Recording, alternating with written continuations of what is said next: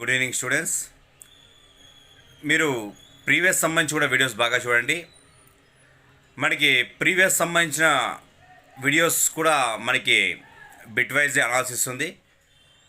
ఆ ప్లేలిస్ట్లో మనకి వీడియోస్ సంబంధించి ఉన్నాయి. అన్నీ కంపల్సరీగా చూసి ఒకసారి రాసుకోండి స్టూడెంట్స్. మనకి దాదాపు ఎగ్జామ్ పాయింట్ ఆఫ్ వ్యూలో బాగా యూజ్ అవుతుంది, చాలా యూజ్ అవుతుంది. ఓకేనా? మన యొక్క ఈ బిట్ బ్యాంక్ సంబంధించి మనం మా వివానా పబ్లికేషన్ సంబంధించి బిట్ బ్యాంక్ నుంచే మనం క్వశ్చన్ ఫామ్ చేస్తున్నాం. ఇది ముందు వీడియోలో కూడా చెప్పాను, అది బాగా గమనించండి. ఓకే, పుస్తకాన్ని కంపల్సరీగా కొనండి, వేరే వాళ్ళతో కొనించండి. ఎందుకంటే ఇది మనకి డిఎస్సికి టెట్కు సంబంధించి యూస్ఫుల్గా ఉంటుంది. అంటే ప్రజెంట్ అయితే మనం ఇచ్చిన పుస్తకం అయితే టెట్కు సంబంధించి ఇచ్చాం.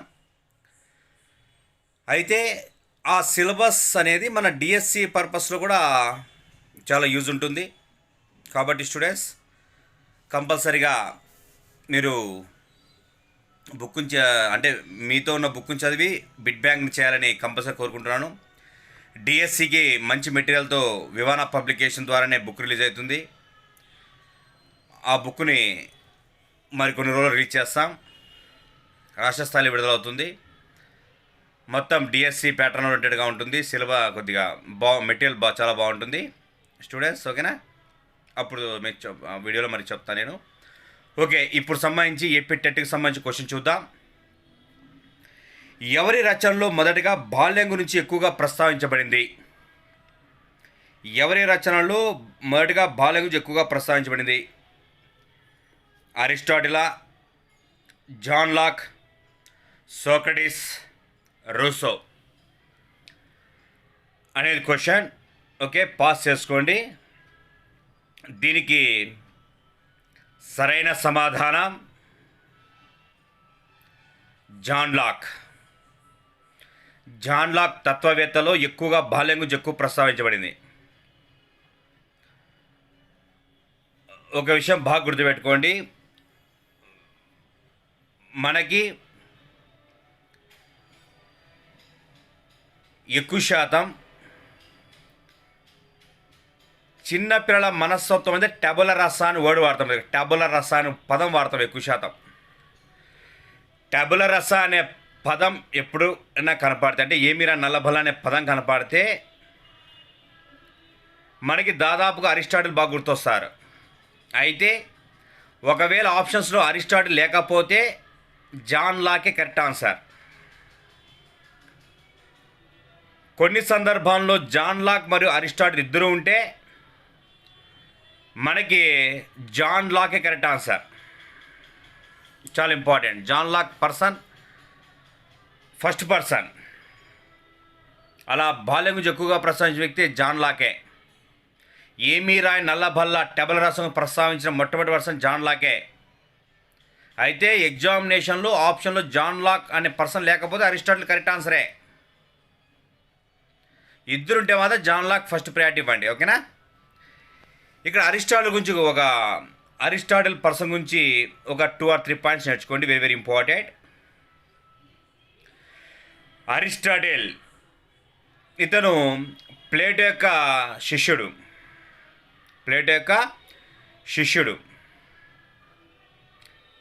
ఇతను ఏ సౌండ్ మైండ్ ఏ సౌండ్ బాడీ అంటే శారీరక వికాసం బాగా ఉన్న వ్యక్తిలో మానసిక వికాసము, నైతిక వికాసము, సాంఘిక వికాసము అన్నీ చాలా బలీయంగా ఉంటాయి. ఏ సౌండ్ మైండ్ ఏ సౌండ్ బాడీ అని చెప్పిన వ్యక్తి అరిస్టాటిలే. ఇది సెంట్రల్ టెట్లో అడిగారు ఈ క్వశ్చన్ని. ఓకే, ఇతను ఒక వ్యక్తిలో ఆత్మ అనేది 2 రకాలుగా అని చెప్తాడు. సోల్ అనేది 2 రకాలుగా ఉంటుంది. ఒకటి నిష్క్రియాత్మకమైన ఆత్మ, 2 క్రియాత్మకమైన ఆత్మ అంటాం. నిష్క్రియాత్మకమైన ఆత్మ అంటే ఏమిరా నల్లబల్ల అంటాం, దీన్ని టబుల రస అంటాం. పరిసరాల ఉద్దీపన వల్ల వ్యక్తి చాలా అంశాలు నేర్చుకుని క్రియాత్మకమైన ఆత్మగా మారుతుంది. అలా ఒక వ్యక్తిలో 2 రకాల ఆత్మలు ఉంటాయి. ఒకటి నిష్క్రియాత్మకమైన ఆత్మ, మరొకటి క్రియాత్మకమైన ఆత్మ అని చెప్పిన వ్యక్తి అరిస్టాటిలే. ఇతను డి అనిమా, పార్వతులారియా, ఎథిక్స్, పాలిటిక్స్ వంటి 4 కీలకమైన పుస్తకాలు రాసిన వ్యక్తి అరిస్టాటిలే. అరిస్టాటిల్ యొక్క శిష్యుడే అలెగ్జాండర్, విశ్వవిజేత అలెగ్జాండర్ గారు. ఓకేనా.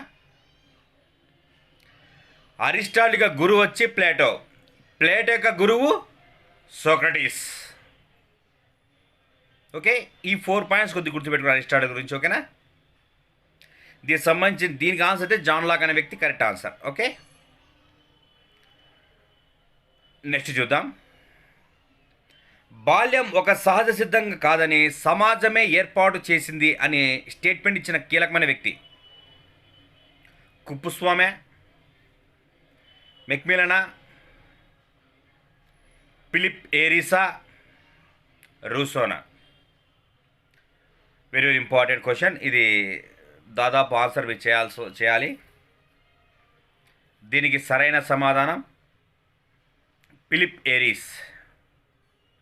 ఇది గురించి ఒక బుక్ చూసుకోండి, century of childhood. Century of childhood పుస్తక రచయిత ఈ ఫిలిప్ ఏరిసే.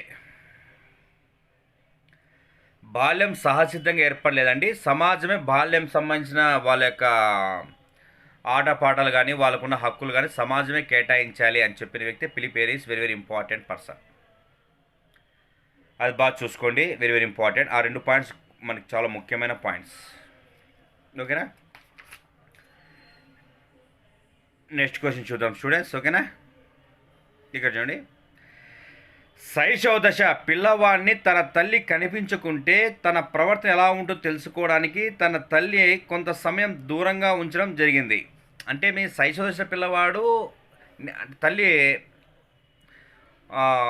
వాడు నేను లేకపోతే వాడు ఎలా వాడి ప్రవర్తన ఎలా ఉంటుందని ఆమె పరిశీలించాలనుకుంది. ఫర్ ఎగ్జాంపుల్, ఎక్కడ జాతరకి వెళ్ళిటాం, అక్కడ ఒకవేళ నేను కనపడకపోతే మా పిల్లలు వాళ్ళ ప్రవర్తన ఎలా ఉంటుంది, వాళ్ళు అసలు ఏ విధమైన క్వశ్చన్ అడుగుతారు, వాళ్ళ ప్రవర్తన ఎలా ఉంటుంది, ఏడుస్తారా లేదంటే పోలీస్ వాళ్ళని కన్సల్ట్ అవుతారా, లేదా వాళ్ళ అంటే వాళ్ళ యొక్క వాళ్ళ ప్రవర్తన ఎలా ఉంటుందనే విషయాన్ని అసెస్మెంట్ చేసడానికి ఒక తల్లి ఏం చేసిందంటే ఆమె ఆ పిల్లవాడిని కనిపించకుండా ఎక్కడో చోట హైడ్ చేసుకొని ఆ పిల్లవాడిని అబ్జర్వేషన్ చేస్తుంది. అయితే ఇది ఏ రకమైన అబ్జర్వేషన్ అంటాం? సహజ పరిశీలన, అసహజ పరిశీలన, సంచరితన, అసంచరిత పరిశీలన అని 4 ఆప్షన్స్ ఉన్నాయి. మనకి తీసుకుంటే natural observation, artificial observation, participation observation, non participant observation అని 4 ఆప్షన్స్ అవే. సహజ పరిశీలన అంటే ఎక్కడైతే సబ్జెక్ట్, ఇక్కడ పాయింట్ చూడండి, ఎక్స్పెరిమెంటర్ అంటే ప్రయోగం చేసేవాడు, సబ్జెక్ట్ అంటే పరిశీలింపబడేవాడు. ఒక వ్యక్తి ఒక అంశాన్ని పరిశీలింపబడేవాడిని సబ్జెక్ట్ అంట. ఎక్కడైతే సబ్జెక్ట్ స్వేచ్ఛగా విహరిస్తుందో, ఎటువంటి అవరోధాలు లేకుండా ప్రశాంతంగా ఉంటుందో, తన యొక్క సహజ ప్రవృత్తిని బహిర్గతం చేస్తుందో, ఆ సబ్జెక్ట్ ఎక్కడైతే స్వేచ్ఛగా ఉంటుందో అక్కడికే వెళ్ళి ఎక్స్పెరిమెంటర్ అబ్జర్వేషన్ చేయడానికి సహజ పరిశీలన అంటాం. Very very important. అక్కడికి వెళ్ళి అబ్జర్వేషన్ చేయడం దాన్ని సహజ పరిశీలన అంటాం. అంటే సింహం వేటాడే విధానాన్ని మనం అడవికి వెళ్ళి అబ్జర్వేషన్ చేయడానికి సహజ పరిశీలన అంటాం. చేపలు ఎలా ఈత కొడతానే విషయాన్ని మనం కంపల్సరిగా ఆ యొక్క చెరువు దగ్గర కానీ సముద్ర జలాల దగ్గరికి వెళ్ళి అబ్జర్వేషన్ చేయడం. అలా న్యాచురల్గా తన ప్రవర్తన ఎక్కడ కూడా ఆటంకం కలుక్కోకుండా తన ప్రవర్తన చాలా స్వేచ్ఛాయుతంగా బహిర్గతం చేసే ప్లేస్లో సబ్జెక్ట్ ఉంటుందో అక్కడికి ఎక్స్పెరిమెంటల్లీ అబ్జర్వేషన్ చేయడాన్నే సహజ పరిశీలన అంటాం. Students, very very important. ఇవి బిట్స్ బాగా అడుగుతారు. ఇక్కడ సబ్జెక్ట్కి నన్ను అబ్జర్వేషన్ చేస్తున్న విషయం 100% తెలియకూడదు. 100% తెలియకూడదు.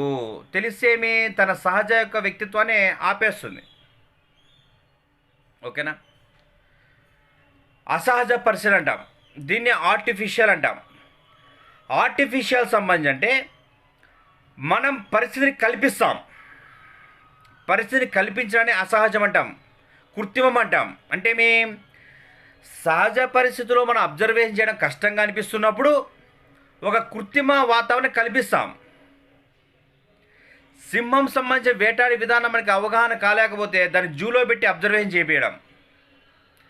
చేపలు ఎలా దాని జీవన విధానం ఎలా ఉంటుందో దాని యొక్క జీవన విధానం ఎలా ఉంటుంది అనే విషయాన్ని అబ్జర్వేషన్ చేయడం సముద్రంలో కష్టమైనప్పుడు దాన్ని ఎక్వేరియంలోంచి అబ్జర్వేషన్ చేయడాన్ని అసహజ పరిశీలన అంటాం. అయితే ఈ పరిశీలనలో సబ్జెక్ట్కి నన్ను అబ్జర్వేషన్ చేస్తున్న విషయం దాదాపు తెలుస్తుంది. దాదాపు మన సైకాలజీ సంబంధించి దాదాపు ఎక్స్పెరిమెంట్స్ అన్నీ కూడా అసహజ పరిశీలనవే. Very very important. దీన్ని నియంత్రిత పరిశీలన అంటాం. అంటే దీని యొక్క ప్రాసెస్ ప్రకారం ఇప్పుడు ఫర్ ఎగ్జాంపుల్ మన ఇవాన్ పావ్లోవ్ సంబంధించి కుక్కపైన ప్రయోగం కానీ, కారసాన్ అభ్యసన సిద్ధాంతం సంబంధించి మనకి పావురము ఎలుక మీద సంబంధించి, యత్నదోష అభ్యసన సిద్ధాంతం పిల్లిపైన ప్రయోగం కానీ, కోహిలర్ చింపాంజీ మీద ప్రయోగం కానీ, ఇవన్నీ కూడా నియంత్రిత పరిశీలన. అంటే మన పరిస్థితి కల్పించి మనం అబ్జర్వేషన్ చేయడం. ఓకే స్టూడెంట్స్, సంచరిత పరిశీలన అంటే పార్టిసిపేట్ అబ్జర్వేషన్ అంటాం. రెండోది నాన్ పార్టిసిపేట్ అబ్జర్వేషన్ అంటాం. పార్టిసిపేషన్ అబ్జర్వేషన్ అంటే సంచరిత పరిశీలన అంటాం. సంచరిత పరిశీలన అంటాం, అసంచరిత పరిశీలన అంటాం. ఇక్కడ తీసుకుంటే సంచరిత పరిశీలన ఎలా ఉంటుంది అంటే పార్టిసిపేషన్ అంటే మనం సబ్జెక్ట్ అయితే ఎక్కడ ఉంటుందో ఎక్స్పెరిమెంట్ కూడా ఇన్వాల్వ్మెంట్ అయ్యి అబ్జర్వేషన్ చేయడం, దాన్ని పార్టిసిపేషన్ అబ్జర్వేషన్ అంటాం. మీకు ఎగ్జాంపుల్ చెప్తాను చూడండి. అంటే ఒక వ్యాయామ ఉపాధ్యాయుడు తన విద్యార్థులు ఆట స్థలంలో తన ప్రవర్తన ఎలా ఉంటుంది, వాళ్ళు ఏ రకమైన పదాలు వాడతారు, వాళ్ళు ఎలా న్యాయకత్వ లక్షణాలు అంటే ఒక గేమ్ ఆడేటప్పుడు ఎలా లీడర్షిప్ లక్షణాలు తీసుకుంటారనే విషయాన్ని అబ్జర్వ్ చేయాలనుకున్నప్పుడు ఆ డ్రిల్ మాస్టర్ ఏం చేస్తాడంటే వాళ్ళతో కలిసిమెలిసి ఆడుతాడు. కలిసిమెలిసి ఆడుతూ వాళ్ళు అబ్జర్వేషన్ చేస్తూ ఉంటాడు. దీన్నే పార్టిసిపేషన్ అంటాం.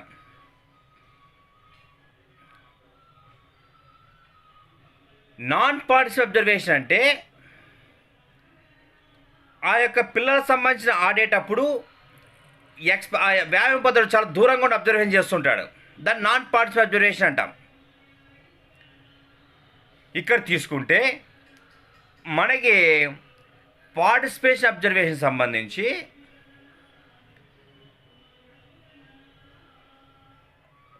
ఫర్ ఎగ్జాంపుల్ నేను మా కౌమార దశ పిల్లలకు సంబంధించి వాళ్ళకి ఏ రకమైన అలవాట్లు ఉన్నాయి అనేది తెలుసుకోవడానికి నేను వాళ్ళ రూమ్మేట్గా జాయిన్ అయినాను. వాళ్ళ రూమ్మేట్గా జాయిన్ అయ్యి వాళ్ళని అబ్జర్వేషన్ చేస్తున్నాను. దాన్ని సంచరిత అంటాం, పార్టిసిపేట్ అబ్జర్వేషన్ అంటాం. సంచరిత కన్నా మీరు ఇంగ్లీష్ నేర్చుకోండి, పార్టిసిపేషన్ అబ్జర్వేషన్ అంటాం. నాన్ పార్టిసిపేషన్ అబ్జర్వేషన్ అంటే మనం దానికి సంబంధించి దూరంగా ఉంటాం. అంటే ఆ రూమ్లో ఒక సీసీ కెమెరా పెడతాం, మనం బయట అబ్జర్వేషన్ చేస్తాం. దాన్ని నాన్ పార్టిసిపేట్ అబ్జర్వేషన్ అంటాం. మీకు ఈజీగా చెప్పాలంటే ఒక స్టేడియంలో ఒక క్రికెట్ ఆడేటప్పుడు ఫస్ట్ అంపైర్, సెకండ్ అంపైర్ ఇద్దరు కూడా పార్టిసిపేషన్ అబ్జర్వేషన్లో ఉంటాడు. థర్డ్ అంపైర్ నాన్ పార్టిసిపేషన్ అబ్జర్వేషన్లో ఉంటాడు. ఈ నాన్ పార్టిసిపేషన్ అబ్జర్వేషన్నే అబ్జర్వేషన్ డోమ్ గెసెల్ అనే శాస్త్రవేత్త దాన్ని రూపొందించాడు. గెసెల్ అనే శాస్త్రవేత్త అబ్జర్వేషన్ డోమ్లో వన్ వే విజన్ తెర ఉంటుంది. అంటే లోపల వ్యక్తులు బయట వ్యక్తులు బాగా కనబడిస్తారు, కానీ బయట మనల్ని అబ్జర్వ్ చేస్తున్న విషయం లోన పిల్లలకి అవగాహన కాదు. దీన్ని అబ్జర్వేషన్ డోమ్ అంట. ఈ 4 చాలా చాలా ఇంపార్టెంట్. ఇక్కడ దీనికి సరైన సమాధానం వచ్చి జనరల్గా అసహజ పరిశీలన అంటాం. అంటే ఒక పరిస్థితిని మనం కల్పిస్తున్నాం. అదే పనిగా పరిస్థితిని బట్టి 2 రకాలు, సహజ, అసహజ. ఎక్స్పెరిమెంటర్ పాల్గొనే విధానాన్ని బట్టి సంచరిత, అసంచరిత అనేది 4 రకాలు ఉంటాయి స్టూడెంట్స్. ఓకేనా, కొద్దిగా జాగ్రత్త చూసుకోండి. మరొకటి ముఖ్యాంశం అంటే వినాయక చవితి సందర్భంగా బయట కొద్దిగా దేవుని పాటలు పెట్టారు. అవి కొద్దిగా మన క్లాస్లో కలిసిపోతుంటాయి. ఓకేనా? Okay okay, no problem. Okay, next question చూద్దాం స్టూడెంట్స్. విషయనిష్టత విషయనిష్టత దేనిలో ఎక్కువగా ఉంటుంది? విషయనిష్టత అంటాం. విషయనిష్టత దేనిలో ఎక్కువ ఉంటుంది? అంత పరిశీలన పద్ధతిలోనా, ప్రయోగాత్మక పద్ధతిలోనా, ఇంటర్వ్యూ పద్ధతిలోనా అనేది మనకి 4 ఆప్షన్స్ ఉన్నాయి స్టూడెంట్స్. ఓకేనా? మనకి 4 ఆప్షన్స్ ఉన్నాయి. ఆ 4 ఆప్షన్స్ బాగా చూడండి. ఓకే, వీడియోని పాస్ చేసుకోండి. వీడియో పాస్ చేసుకుని దాన్ని చేసి ట్రై చేయండి. ఓకేనా స్టూడెంట్స్? ఓకే ఓకే, వీడియో సెల్ఫీగా తీస్తున్నాను. ఓకే, బట్ అయితే సబ్జెక్ట్ అనేది మనకి ముఖ్యం. సబ్జెక్ట్ దాదాపు రాసుకోండి. సబ్జెక్ట్ కొద్దిగా వేగంగా ఉంటే వీడియోని కొద్దిగా స్లో చేసుకోండి. సరిపోతుందా స్పీడ్ అంటే? ఇదే ప్రాసెస్ చేద్దాం స్టూడెంట్స్. ఓకేనా? మీ ఎగ్జామినేషన్ కల్లా వీడియోస్ని దాదాపు చాలా చేసే ప్రయత్నం చేస్తున్నాను. ఓకే, సమయం ఉన్నప్పుడు చేస్తున్నాను. మార్నింగ్ స్కూల్ ఉంటుంది, ఈవినింగ్ పూర్తి చేస్తున్నాను. ఓకే, దీంట్లో సరైన సమాధానం వచ్చి ఇంటర్వ్యూ పద్ధతి. ఇంటర్వ్యూ పద్ధతి కంటెంట్ అంటే కంటెంట్ సెంటర్గా ఉంటుంది. Very very important. విషయ నిష్టత ఎక్కువగా ఉంటుంది. 4 అంశాలు బాగా గుర్తుపెట్టుకోండి స్టూడెంట్స్. మనకి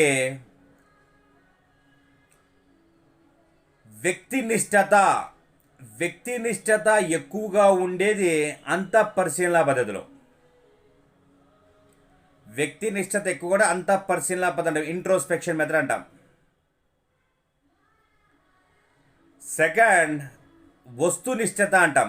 వస్తునిష్టత ఎక్కువగా ఉండేది ప్రయోగాత్మక పద్ధతులు ఎక్కువగా ఉంటుంది. అహం నిష్టత అంటాం. ఈగో సెంట్రలైజ్డ్గా ఉండేది అబ్జర్వేషన్ మెథడ్. అహం నిష్టత ఎక్కువగా ఉండేది మన పరిశీలన పద్ధతిలో ఎక్కువగా ఉంటుంది. విషయ నిష్టత ఎక్కువగా ఉండేది ఈ ఇంటర్వ్యూ పద్ధతిలో ఉంటుంది. ఈ 4 చాలా ఇంపార్టెంట్ స్టూడెంట్స్. ఓకేనా? ఎగ్జామినేషన్ పాయింట్స్ ఆఫ్ వ్యూలో బాగా చూసుకోండి. ఓకే, ఇక్కడ చూడండి ఇంకో స్టూడెంట్. బర్క్లీ పెరుగుదల అధ్యయనం ఏ రకమైన అధ్యయనం ఎక్కువగా ఎక్స్పెక్ట్ చేశాడని? దీర్ఘకాల అధ్యయనమా, పరిచ్ఛేద అధ్యయనమా, తిర్యక్ అధ్యయనమా, సంక్షిప్త అధ్యయనం అని 4 ఆప్షన్స్ ఇచ్చాం స్టూడెంట్స్. ఇక్కడ మన బుక్లో మొత్తం 3000 బిట్ బ్యాంక్. అది కంపల్సరీగా స్టూడెంట్స్ కొనండి. 249 రూపీసే, హై కాస్ట్లీ కాదు, చాలా లోయెస్ట్ ప్రైస్, డిస్కౌంట్గా ఉంటుంది. Very lowest price. ఓకేనా? ఎందుకంటే నాలెడ్జ్ అనేది ఎంత అమౌంట్ పెట్టినా కూడా తక్కువ అవుతుంది. ఆ విషయం స్టూడెంట్స్ బాగా గుర్తుపెట్టుకోవాలి.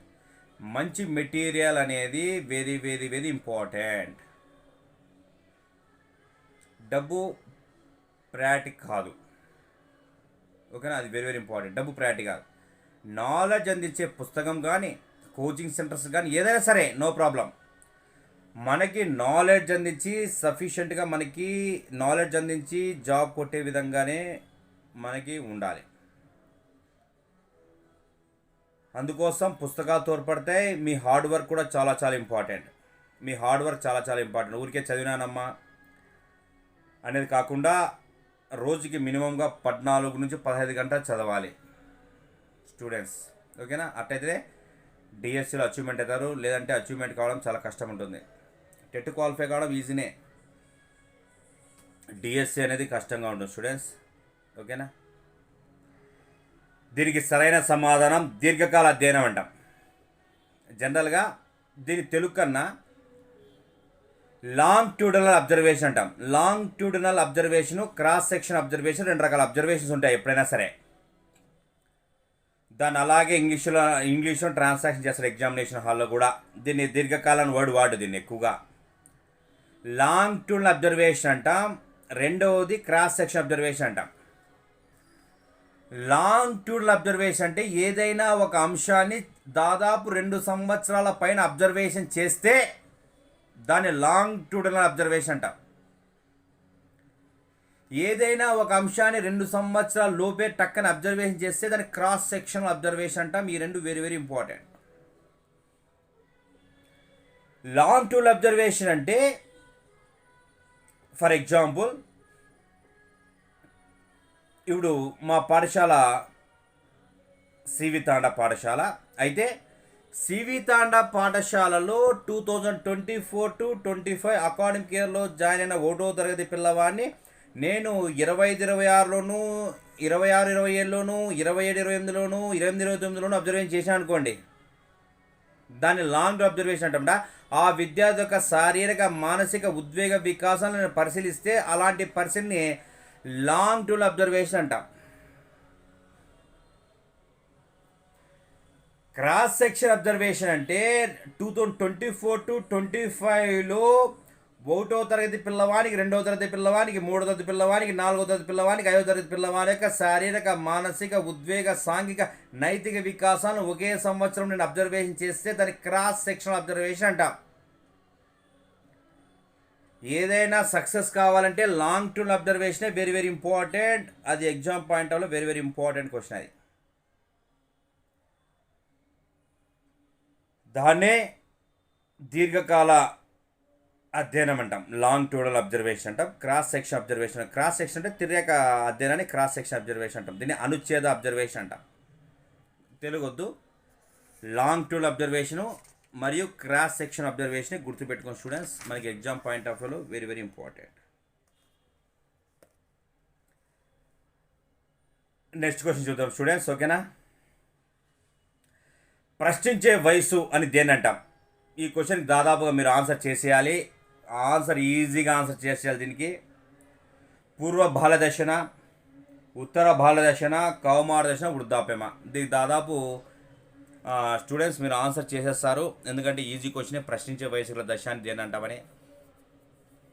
ఓకే, దానికి సరైన ఆన్సర్ పూర్వ బాలదశ. Students very very important. పూర్వ బాలదశ అనేది very very important, very very important దశ. అది పూర్వ బాలదశ గురించి ఒక 5-6 పాయింట్స్ నేర్చుకోండి, వెరీ వెరీ ఇంపార్టెంట్. ఓకేనా. పూర్వ బాలదశ అనేది 3 సంవత్సరాల నుంచి 5 సంవత్సరాల వరకు ఉండే దశనే పూర్వ బాలదశ అంటాం. ఈ దశనే ప్రీ స్కూల్ స్టేజ్ అంటాం. ఈ దశనే పూర్వ పాఠశాల దశ అంటాం. ఈ దశనే పూర్వ ముఠా దశ అంటాం. ఈ దశనే మానసిక చలనాత్మకంగా ప్రారంభమయ్యే దశ అంటాం.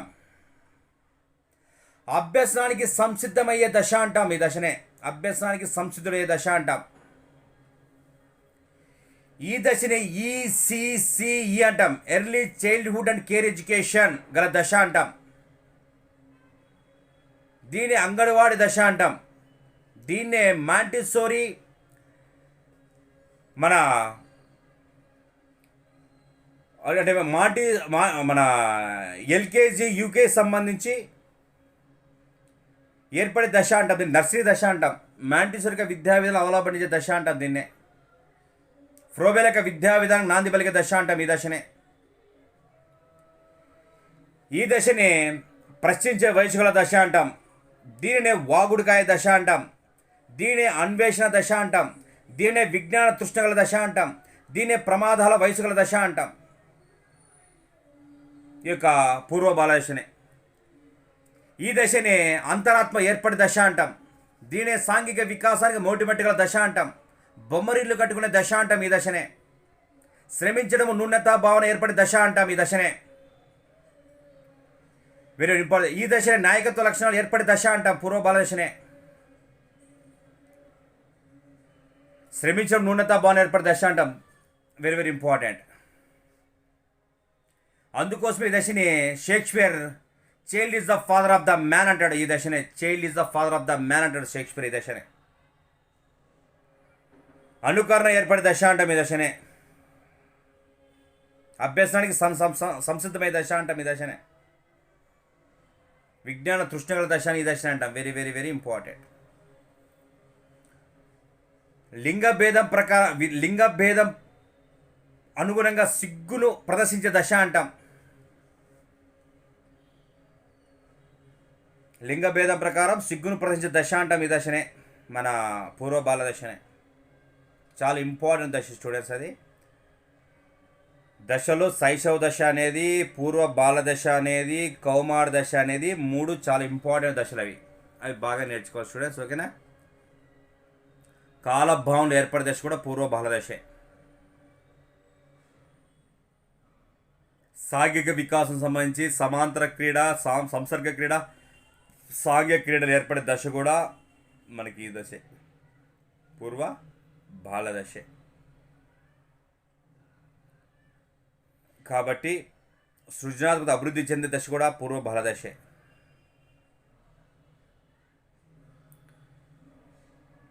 ఆసన దశ అంటే మీ మనోవిశ్లేషణ సిద్ధాంతంలో మౌఖిక దశ ఉంటుంది, ఆసన దశ ఉంటుంది. ఆసన దశ ఏర్పడే దశ కూడా పూర్వ బాల దశే. మేక్ బిలీవ్స్ ప్లే అని ఉండే దశ కూడా పూర్వ బాల దశే. ప్రాణం లేని వస్తువులకు ప్రాణం ఆపాదించే దశ కూడా ఈ దశే. మేక్ బిలీవ్స్ ప్లే అంట. ఆట వస్తువును ఎక్కువగా విరుక్కొట్టే దశ కూడా ఈ దశే, పూర్వ బాల దశే. అనుకరణ బాగా ఎక్కువగా ఉండే దశ కూడా పూర్వ బాల దశే. అందుకోసమే అంగన్వాడికి సంబంధించి చాలా కీలకమైన దశగా దీన్ని ఎక్కువ చెప్తాం. ఫ్రోబెలక విద్యా విధానాలు, మాంటిసరిక విద్యా విధానాలు దీనిలో ఎక్కువగా ఉంటాయి స్టూడెంట్స్. కంపల్సరీగా పూర్వ బాల దశని కంపల్సరీగా నేర్చుకోండి. కంపల్సరీ అడిగే క్వశ్చన్ అవి. Okay students. లాస్ట్ క్వశ్చన్ చూద్దాం. ఓకేనా. ఎందుకంటే వీడియో ఎక్కువైనా కొద్దిగా ఎడిటింగ్ చేయడం కొద్దిగా కష్టం. చామ్స్కీ దేని వ్యతిరేకించాడు? చామ్స్కీ అనే పర్సన్ దేని వ్యతిరేకించాడు? స్వతసిద్ధవాదాన్నే, నేటివిస్ట్ దృక్పథాన్నే, భాషా యంత్రాన్నే, సాంప్రదాయ పద్ధతిలో వ్యాకరణాన్నే దేని వ్యతిరేకించాడనేది క్వశ్చన్. దీనికి సరైన సమాధానం, ఇతను సాంప్రదాయ పద్ధతిలో వ్యాకరణాన్ని పూర్తిగా వ్యతిరేకించాడు. మనం ఇతని గురించి ఒక కీలకమైన కొన్ని అంశాలు చూద్దాం. జనరల్గా భాషా వికాసం సంబంధించి మనకి ప్రయోగాలు చేసిన వ్యక్తులు ముఖ్యంగా నలుగురు. 1 B F Skinner, second person Albert Bandura, third person Chomsky, fourth person Vygotsky. ఈ నలుగురు కూడా భాషా వికాసంలో ఎక్కువగా ప్రయోగాలు చేసినారు. అయితే ఇక్కడ చామ్స్కీ, వైగాట్స్కీ సంబంధించి ఇద్దరు చూడండి, ఇద్దరు పూర్తిగా డెడ్ ఆపోజిట్ పర్సన్స్. చామ్స్కీను, వైగాట్స్కీ ఇద్దరు కూడా పూర్తిగా వ్యతిరేకత గల వ్యక్తులు. ఇద్దరు యొక్క నినాదాలు, ఇద్దరు సిద్ధాంతాలు వేరు. చామ్స్కీ చెప్పిన విధానం ఏమంటే భాషా వికాసం అనేది జన్యుపరంగా ఏర్పడుతుంది, స్వతసిద్ధంగా ఏర్పడుతుంది. అంటే మీ భాష అనేది మన జెంటికలోనే ఉంటుందని చెప్తాడు చామ్స్కీ. అందుకోసమే ఇది సిద్ధాంతం నేటివిస్ట్ పర్సెప్షన్ అంటాం. దీన్ని నేటివిస్ట్ దృక్పథం అంటాం. ఇతని సిద్ధాంతాన్ని మన బ్రెయిన్లో ఎల్ఏడి అంటాం, లాంగ్వేజ్ అక్విజిషన్ డివైస్ అంటాం. మన బ్రెయిన్ని లాంగ్వేజ్ అక్విజిషన్ డివైస్ అంటాం. మన బ్రెయిన్లో బ్రోకాస్ ఏరియా, వెర్నిక్ ఏరియా ప్రాంతాలు ఉండడం బట్టే భాషా వికాసం జరుగుతుంది. ఇది జెనెటికల్గా వచ్చింది. జన్యుపరము అని చెప్తే చామ్స్కీని పెట్టండి, ఇంక వేరే ఆలోచించదండి. జన్యుపరము, జన్యు అనే పదం కడితే చామ్స్కీనే. మన పాణిని అష్టాధ్యాయి పాణిని యొక్క వ్యాకరణాన్ని సమర్థించిన వ్యక్తి కూడా చామ్స్కీనే. ఇతను father of the modern linguistic అంటాం చామ్స్కీని. Father of the modern linguistic అంటాం ఇతని సిద్ధాంతాన్ని. సాంప్రదాయ వ్యాకరణాన్ని పూర్తిగా వ్యతిరేకించి యూనివర్సల్ గ్రామటికల్ అనేది చాలా ప్రయారిటీ ఇవ్వాలని చెప్పిన వ్యక్తి చామ్స్కీనే. ఇది కొన్ని పాయింట్స్ గుర్తుపెట్టుకోవాలి స్టూడెంట్స్. ఓకేనా. ఇతని father of the modern linguistic అంటాం ఇతన్ని. ఈ జన్యువు, లాంగ్వేజ్ అక్విజిషన్ డివైస్ అంటాడు.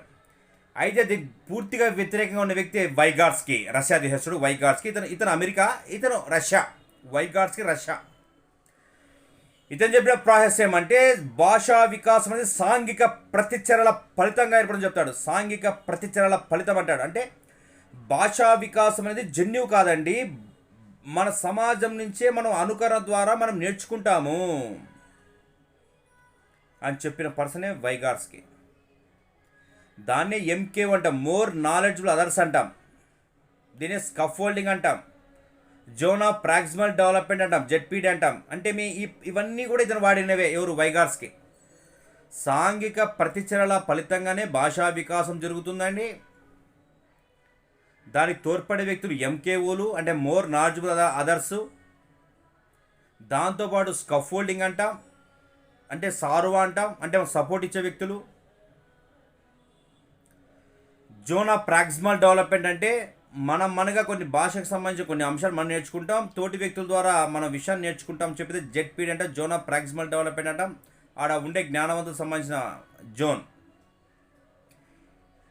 ఇవన్నీ కూడా మనకి ఆ ఇద్దరు కొద్ది యాంటీ పర్సన్స్, వైగార్స్కి చామ్స్కి వ్యక్తులు ఇద్దరు anti students. Okay students, okay next video చూద్దాం. ఓకే, ఇక్కడ వీడియోకి సంబంధించి ఇదా క్వశ్చన్స్ రాసుకోండి. ఓకే, విషయాన్ని మీ స్టూడెంట్స్ కూడా దాదాపు షేర్ చేయండి. విషయాన్ని మీ బుక్స్ మీరు చదవండి, ఈ బిట్స్కు సంబంధించి కూడా చేయండి. Okay students, all the best. TET బాగా రాయండి. డిఎస్సిలో మీరు ఉపాధ్యాయ వృత్తిని సాధించాలని మనస్ఫూర్తిగా కోరుకుంటున్నాను. ఇట్లు మీ Tammineni Ravikumar. Good night, have a nice day.